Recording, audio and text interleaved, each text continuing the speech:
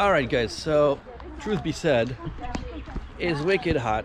It's very hot. Yeah, it's what are we, November-ish, mid-November. Not bad, but I can't imagine what it would be at by the way, none of you asked what Tunisian flag looks like. There, see this? Red. Why red? I don't know. I would guess tangerine, or they have a lot of pomegranate.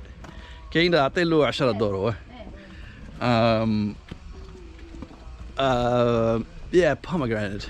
Now, can you imagine maybe somebody lives here? Huh? What do you think, Peralta? You think somebody lives right here? Huh? Somebody lives there? Yeah, looks like a villa. Oh.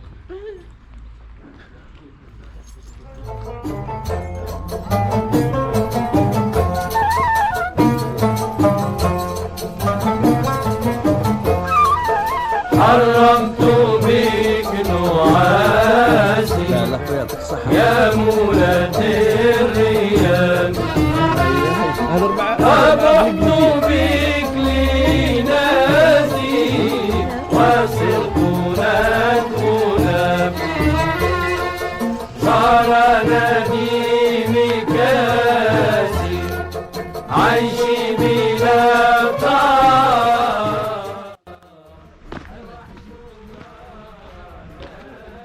Alright, so we have entered the Roman section of the Carthage historical site. The only problem is the authorities here, or the guy who sells you the tickets, which are really symbolically 12, well, it's actually 12 dinars, right? So that's $6. They do not have any documentation, anything to help you out. So there you go. We are walking in the middle of a historical site without knowing what it's all about.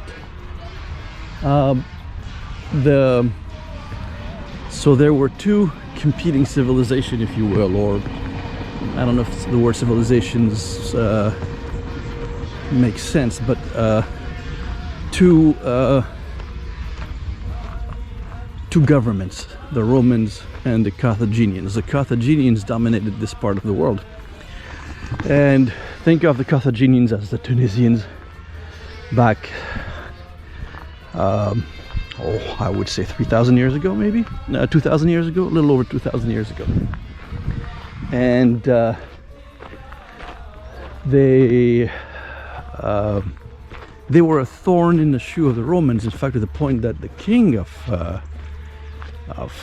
Carthage, his name was Hannibal, and it's not Hannibal Lecter, it's Hannibal, basically crossed to Europe to invade, in fact to destroy Rome. He used big elephants crossing the Alps mountains to basically destroy Rome, and he got there, he loved it, he loved Rome, and he decided not to destroy it.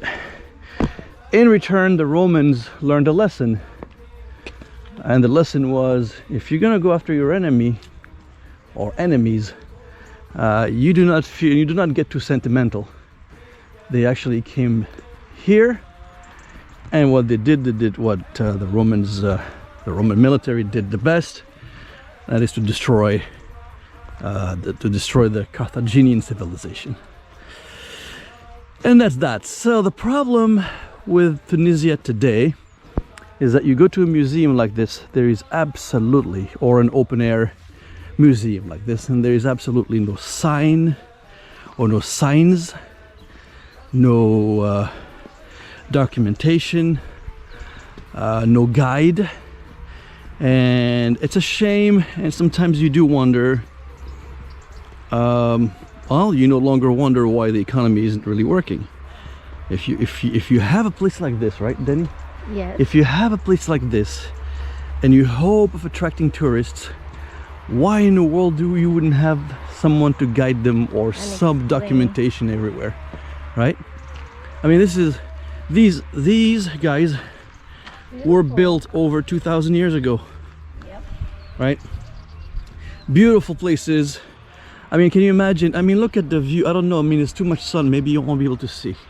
But look at the view of the Mediterranean. This is basically where the Carthaginians, a little bit in the back, and the Romans settled. To this side, I think it's this side, is the presidential palace. That's where the president of Tunisia resides, right there. And so as you drive, you see a little bit more security. Not overwhelming, eh, guys? Not overwhelming for a country that has political problems. I'm pretty. Well, haven't seen nothing. Yeah, security-wise, we haven't seen. We see a bunch of police officers directing traffic, essentially, ensuring you're not parking. But you don't see, you know, the type of security you would see in other countries where you have an overwhelming number of men with guns and whatever. It's pretty subdued security. It doesn't mean it's not good. It's probably pretty good. What's not good is that you have such a heritage. By the way, the money is not Tunisian money to maintain this.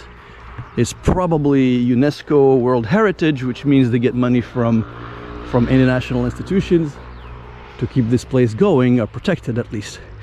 So it's pretty surprising that you don't have a way to learn about this place. Carthage, yes. Yeah, That's very surprising, right? Yep. But you know, here, see, I'm walking on something that was built by someone over 2,000 years ago. Go figure, right? Yep. I mean, there's things. Okay, what is this? Well, gut feeling tells me it's a well. It's another well. Yeah. And I know the Carthaginians and the Romans have built underground tunnels to move the water. That's my gut feeling. So if I take a stone from here, I'll be taking 2,000 years of history? Yeah, if you take that stone, don't do it, because it's not right. Well, you could do it when I shut down the camera. You know? Olive? Huh? This is probably somebody used it to build this wall 2,000 years ago or more. So yeah, that looks like an olive tree, though I am not an expert in. Take a picture of me here. Take a picture of Denny here, of course. Yeah, All right, so as you walk through the ruins of the Roman settlement in Carthage, or Carthage, okay, what you'll discover is 3 distinct civilizations that are sort of positioned on near each other. One is obviously the Roman past, the Carthaginian even further in the past, and then you have sort of the conquering Muslims here. You can see the mosque right there. And you know, is that a surprise why they have this settlement here? Well, they had that settlement here? No. I mean, look at this beautiful view. gorgeous. So I do not know if the camera will show, but basically you have the valley here with the green space. You have the residences right and left. I think over there is probably the Marsa or Sidi Bou Said, maybe. You have the ocean, and then not the ocean, sorry, the Mediterranean Sea, blue. And then you have the back over there, which you cannot see very well because it's foggy. You see peaks of a couple of mountains there.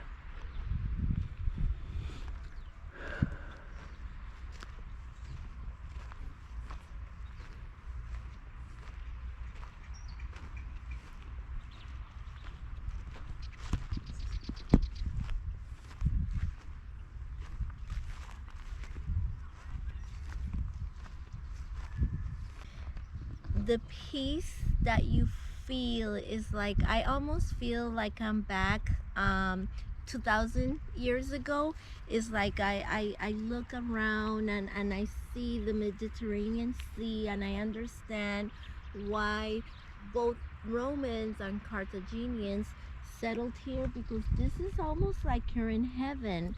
I don't know if the camera could appreciate it, but when you look over there, you see the waters, you see the cypress trees. I mean, it seems like you close your eyes and you could almost see them coming out to the gardens. It's absolutely beautiful. I mean, to be honest with you, we've been in Rome, and we of course we visited the Roman ruins, which is the touristy thing to do. But for some reason here in Carthage, the feel is more peaceful. It's more real. Yeah. Maybe because it's not so overplagued with tourists, as in Rome, that you're able to enjoy the feel of the place. You're able to feel to a certain extent what the Carthaginians and the Romans felt at the time. It's a very unexplainable feeling, and I loved it. I love it. And then And you there? have the presidential palace, the Tunisian presidential palace. Yes, it's all nice. It's all good. It's cute. That's Sidi Boussaid over there. But to me, it's the peacefulness and the feel that you get here in Carthage. It's almost like we're back. Yes, so just 2,000 years imagine 2,000 years ago, where right now in the background what you're hearing cars over there, because there's a major not a highway but a major road over there, one over there. We're sort of surrounded by roads, obviously, as you can see, and so you can hear the cars moving. But just imagine for a moment no car sound. All you hear is beautiful birds and peaceful atmosphere. I just touched a 2,000-year-old Roman Carthaginian column, and to me it's unbelievable that I'm touching such a piece of history. Is almost like time traveling. Really, guys, you need to experience this. It's absolutely beautiful. It's like, you imagine this. Imagine 2,000 years old, and it's still here today.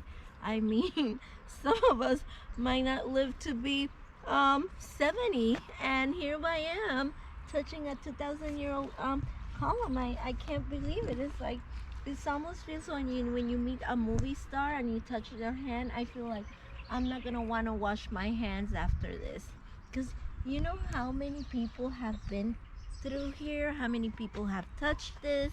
Not only the people that were way back 2,000 years old, but can you imagine how many people have touched this column in a span of 2,000 years? I mean, things like these to me, when you come and visit a country, are the things that are priceless. The way you go back in time and you feel and you touch history. I mean, like I said again, if you want a truly different experience, you need to come and visit Carthage in Tunisia. It's 5 stars, 100% recommended. You know, as you know, I'm Dominican, and you know, people, they go and they visit the colonial zone in the Dominican Republic. But the colonial zone in the Dominican Republic is what, 15 something, 14 something. Yeah, it's like nothing. All right, folks, this is a advice for my Tunisian brothers and sisters. Get some guides here. Get some guides. You cannot hope tourists will flock and come here and they have no idea what's going on. So you need to be able to give those guys who work there the ability to hand over pamphlets that explain things. You need to be able to tell me, tell the tourists, not me, what is this? What is this? A little sign here is not gonna hurt you. It's gonna cost you a few dollars, but guess what? I think you're making the money from UNESCO, from the UN and others, and from the money that people pay to enter here. So get your act together, please. So here is an example of a completely botched concept of explaining what this place is. Can you imagine? Look at this place. This place could have been, I have no idea, I'm speculating, could have been the villa of some rich guy, right?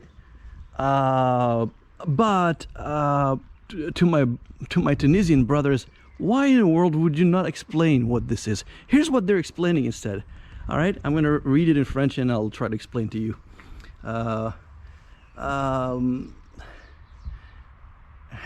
There it is. So the explanation is in French, and it talks about this tree. Imagine this, right? Grenadier. It talks about this tree. It goes from big character French to what I would think is Italian,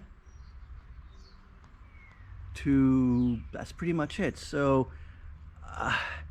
again, this is funded by the European Union, and that's probably why you see Italian and French. But look, you really have to make a little effort so that people do not struggle trying to figure out what it is. Simple, effective, efficient. If you go to Rome, first of all, they probably won't even let you touch this. In most cases, in some cases. Secondly, they will do everything they can to ensure that the information is pretty solid so that you know what you're seeing. You don't know what you're seeing here. You're seeing a beautiful place, and that's pretty much it. Okay, so that looks like someone's villa. Why? Because it's overlooking the Mediterranean.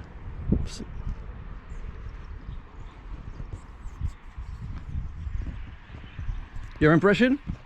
Oh no, it's Tata. I think that take a picture of me with this guy. Yeah.